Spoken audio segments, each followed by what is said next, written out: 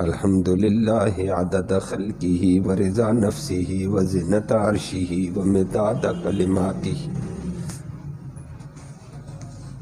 والصلاة والسلام علی صفوت رسلہ وخیر خلقہ محمد وآلہ وصحبہ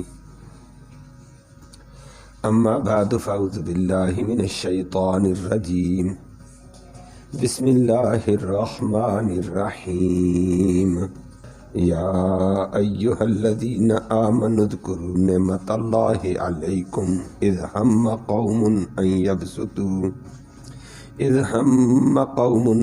یبسطوا الیکم ایدیہم فکف ایدیہم عنکم واتقوا اللہ وعلی اللہ فلیتوکل المؤمنون صدق اللہ العلی العظیم وبلغنا رسولہ النبی الامی الکریم۔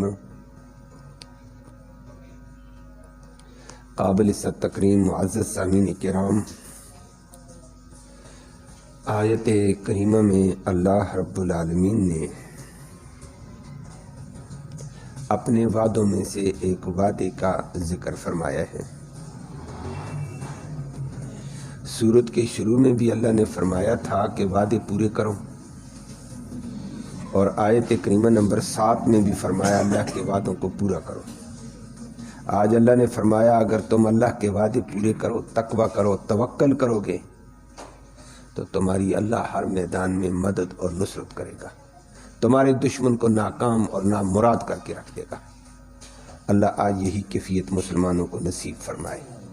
لفظی ترجمہ سماعت کریں، پھر بات عرض کرتا ہوں۔ فرمایا یا ایہا الذین آمنوا، اے ایمان والو، اذکروا، یاد کرو، نعمت اللہ، اللہ کی نعمت کو، اللہ کے احسانوں کو، علیکم، جو تم پہ ہوئے، ان کو یاد کرو، تمہیں پتہ چلے گا۔ کیا جی؟ اذ، جس وقت ہم پکا ارادہ کیا، قوم، ایک قوم نے، ان یبسطوا، کہ وہ بڑھا دے، الیکم، تمہاری طرف، ایدیہم، اپنے ہاتھ، فکف، پھر روک کے رکھ دیا ہے اللہ نے، ایدیہم، ان کے ہاتھوں کو، عنکم، تم سے، پھر تم بھی کیا کرو، یہ کیوں؟ واتقوا اللہ، اور اللہ سے ڈرتے رہو ہر حال میں کہ اس کی نافرمانی نہ ہو جائے، وعلی اللہ، اور اللہ ہی کے اوپر، فلیتوکل المؤمنون، مومنوں کو بھروسہ کرنا چاہیے۔ اللہ ہم سب کو اپنی ذات کا بھروسہ اور اپنی ذات سے اتقاء کی توفیق نصیب فرمائے۔ سورت کے شروع میں بھی اللہ نے فرمایا تھا یا ایھا الذین آمنوا اوفوا بالعقود، مسلمانوں وعدوں کو پورا کرو، تم وعدے اللہ کے ساتھ کیے ہوئے پورے کرو، اللہ تمہاری مدد کے وعدے پورے کرے گا۔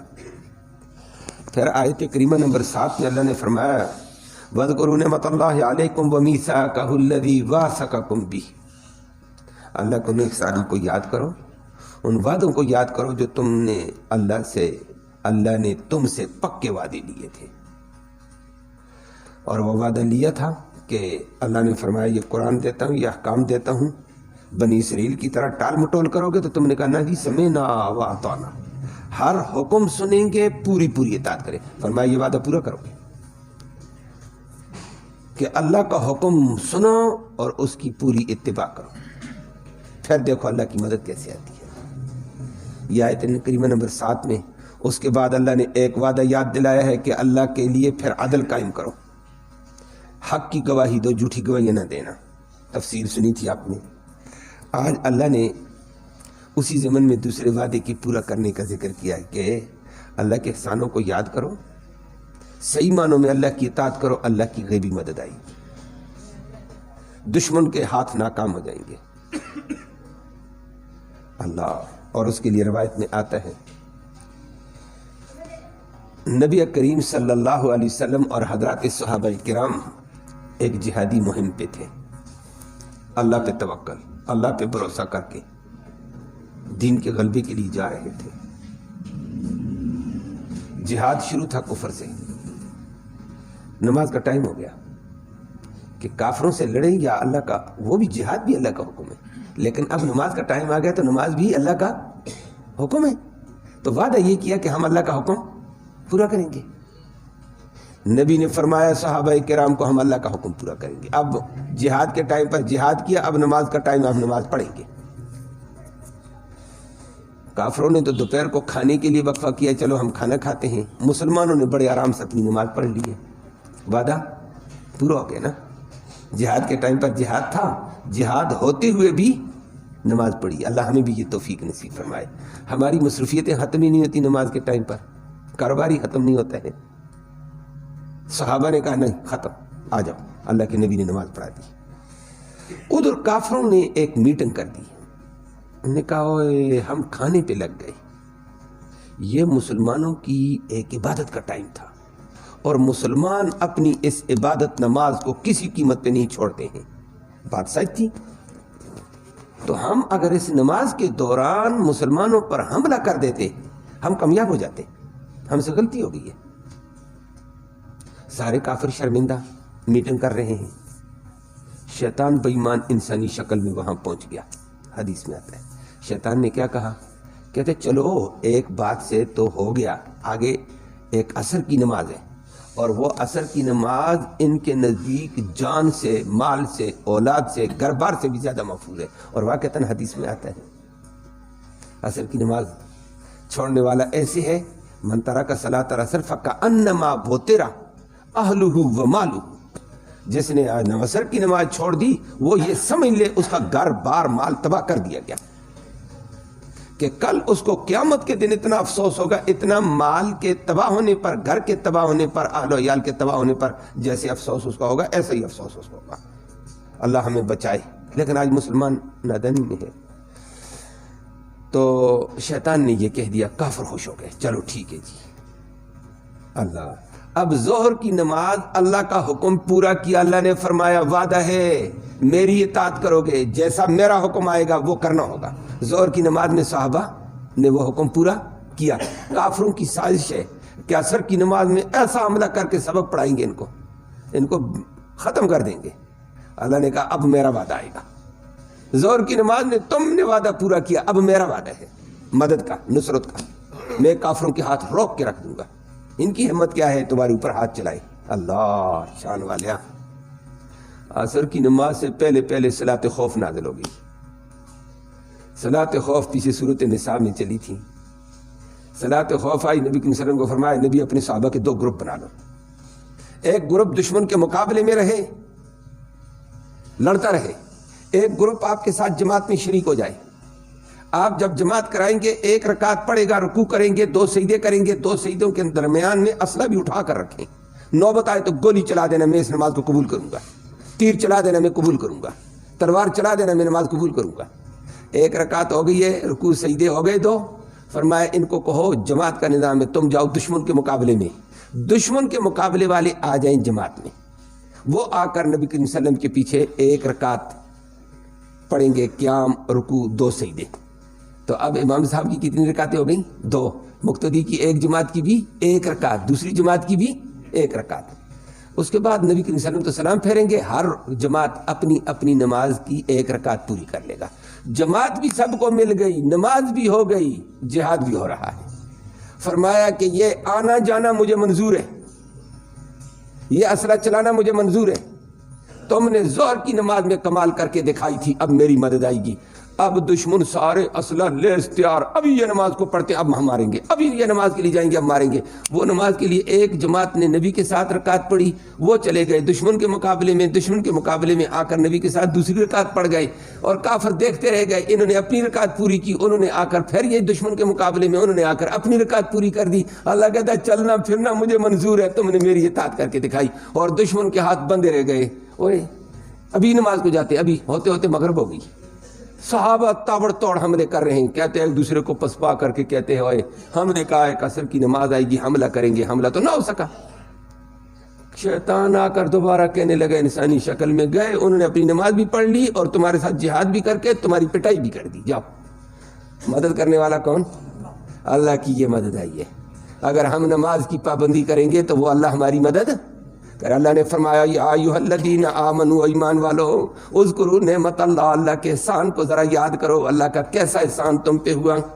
اذ ہم قوم، جب ایک قوم نے پکا ارادہ کر لیا تھا ان یبسطوا الیکم ایدیہم، کہ وہ اپنے ہاتھوں کو تم تک بڑھائیں گے، حملے کریں گے، لیکن فکف ایدیہم عنکم، اللہ نے ان کے ہاتھوں کو تم سے روک کے رکھ دیا۔ واہ سبحان اللہ، اللہ تیری شان ہے۔ ہاتھوں کو روکنے والا کون؟ اللہ۔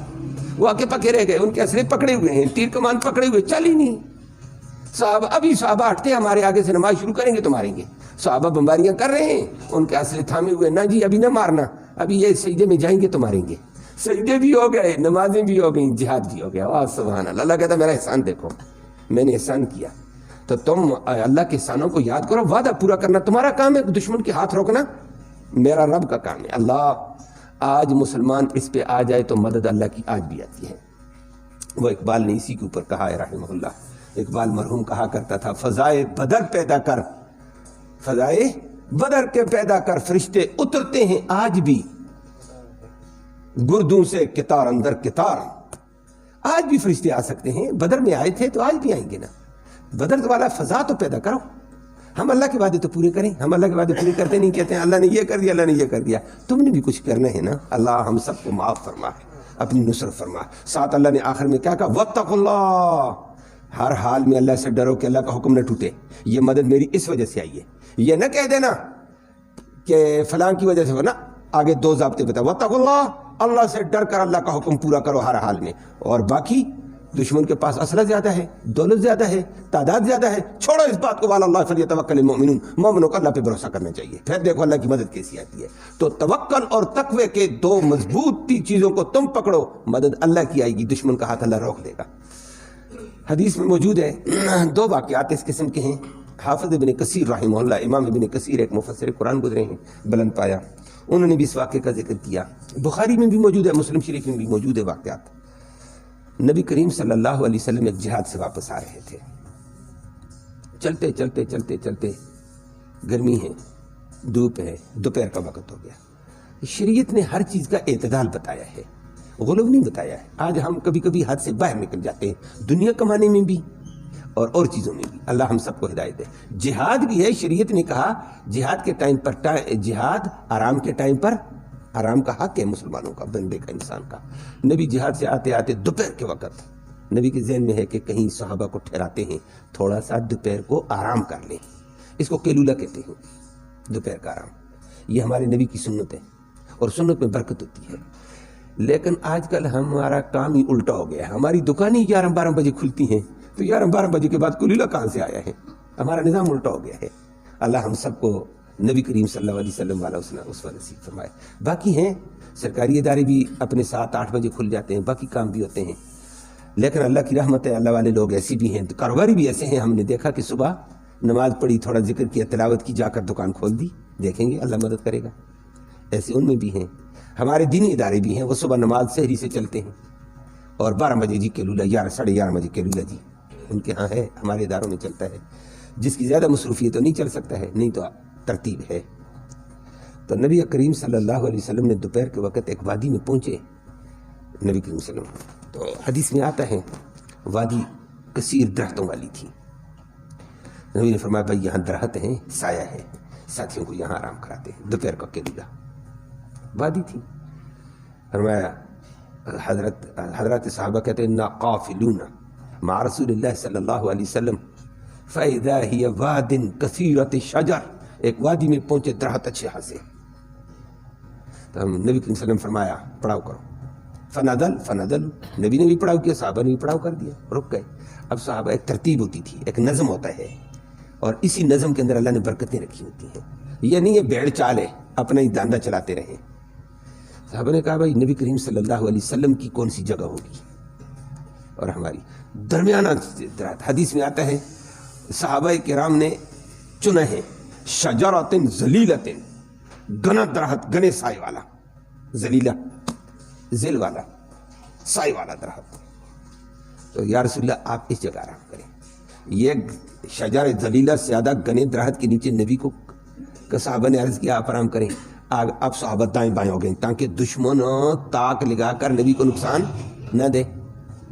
تو صحابہ ادھر درخت ادھر درخت ادھر درخت ادھر درخت، چار اطراف میں درختوں کے دائیں بائیں ہو گئے، پیچھے والے درختوں کے نیچے پیچھے پیچھے پیچھے ایک دائرے کی شکل میں، ایک دائرہ دوسرا دائرہ تیسرا دائرہ صحابہ نے، اور مطمئن ہو گئے کہ نبی کو درمیان میں جگہ ہم نے دے دی ہے، تو تھوڑا سا نبی بھی آرام کرے، صحابہ بھی سو گئے، تھکے ہوئے ہیں۔ یہ سحری اٹھنے والا بندہ 12 بجے تھک جاتا ہے، پھر جہاد بھی کرے چلتا رہے، سب سو گئے۔ اللہ اکبر۔ بخاری میں روایت ہے، مسلم شریف میں بھی ہے، ایک واقعہ میں ذکر کرتا ہوں، دوسرا واقعہ الگ ہے۔ اچانک جا رجل من الاعراب، دیہات کے علاقے سے اٹھا ایک بندہ کافروں کا، وہ آتے آتے آتے آتے صحابہ کو سوئے ہوئے درختوں سے کراس کر گیا۔ صحابہ نے کہا ہم ادھر سوئیں گے، کوئی کراس کرے گا ہمیں پتہ چل جائے گا۔ صحابہ کو کراس کر گیا، ایک دائرہ کراس کر گیا، دوسرا تیسرا، نبی کریم صلی اللہ علیہ وسلم والے درخت تک پہنچ گیا، اور نبی کریم صلی اللہ علیہ وسلم کے آرام فرما رہے ہیں۔ ویسے نبی کی، ہر نبی کی یہی نیند ہوتی ہے، آنکھیں سوتی دل نہیں سوتا ہے نبی کا، یہ نبیوں کی خصوصیت ہوتی ہے، اسی لیے نبی کے اوپر وحی طاری ہوتی ہے، نبی کی خواب ہوتی ہے، وحی ہوتی ہے، دل بیدار ہوتا ہے، لیکن آنکھیں تو سوئی، دیکھتا بندہ آنکھوں سے۔ اب نبی کریم صلی اللہ علیہ وسلم سوئے ہوئے گہری نیند میں تھے، تھکے ہوئے تھے، وہ دیہاتی آیا اور نبی کی تلوار درخت سے لٹکائی ہوئی تھی، نبی نے اپنے ساتھ ادھر لٹکائی، نیام میں لیٹ گئے نیچے، صحابہ نے جگہ بنا کر دے دی، چمڑے کی چٹائی تھی بچھائی، سو جاؤ۔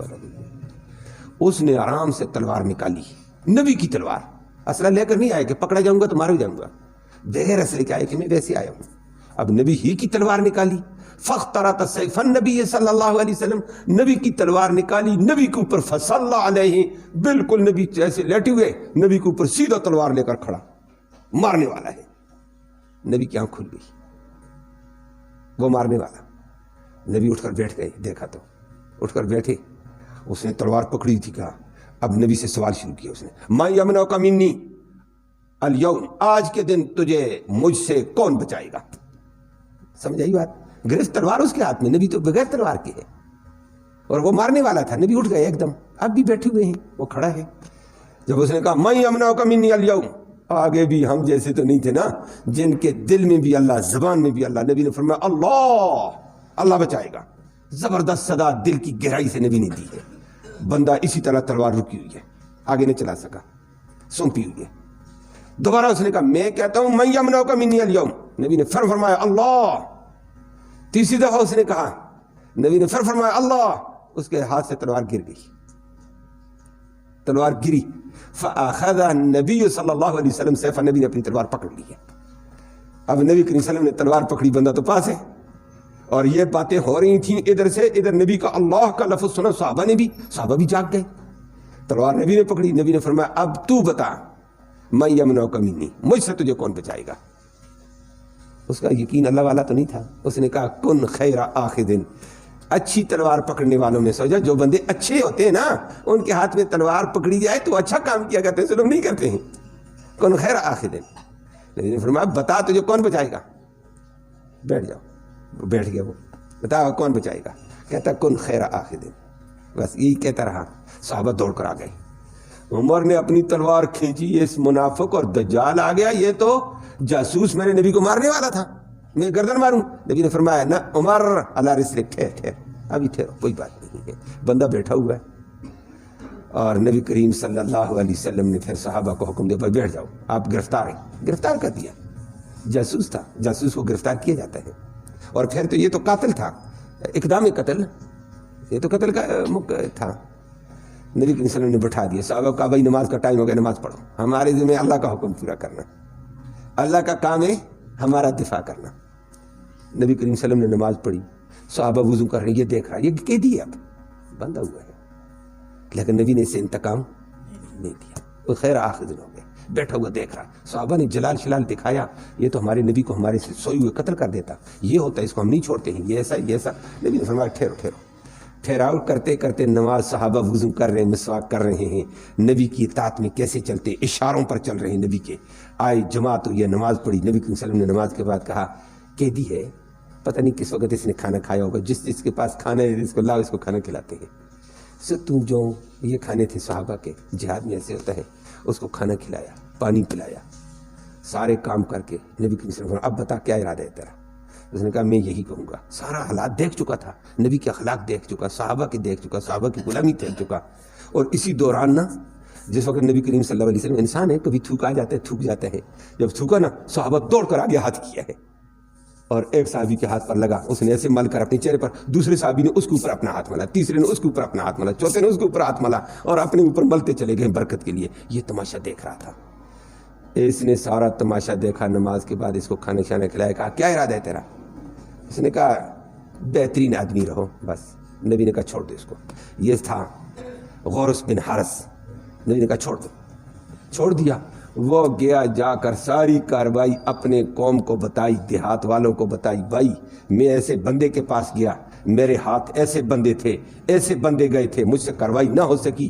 یہ اللہ کی قدرت کے بغیر اور کچھ بھی نہیں ہے. یہ اللہ کی قدرت کام کر رہی تھی, میرے ہاتھوں سے تلوار نہ چل سکی. میں نے زور لگایا, میں نے کہا تجھے کون بچائے گا, لیکن آگے پھر یہ ہوا, پھر مجھے یوں معاف کیا, پھر میں نے ان کے ساتھیوں کو یوں دیکھا. اور میں تمہیں بتا دوں دنیا کی کوئی طاقت بھی نہ محمد اور محمد کے ساتھیوں کو زہر نہیں کر سکتی ہے. نہیں کر سکتی ہے تو غلام بنو اس محمد کے. میں نے محمد کے اشاروں پر دیکھا, اس کے صحابہ اس کے تھوک کو بھی برکت سمجھتے تھے اور برکت سمجھ کر اپنے چہروں پر مل رہے تھے. جس کی اطاعت اور غلامی اس حد تک ہوگی, تم کیا سمجھتے ہو یہ جان دے دیں گے, یہ نبی کریم صلی اللہ علیہ وسلم کی حفاظت کر دیں گے. تو مان لو نبی سچا ہے, اس کے ہلاک ایسے, اس کا کردار ایسا, اس کی تعلیم ایسی, سارے لوگوں کو مسلمان بنا کر آ گیا.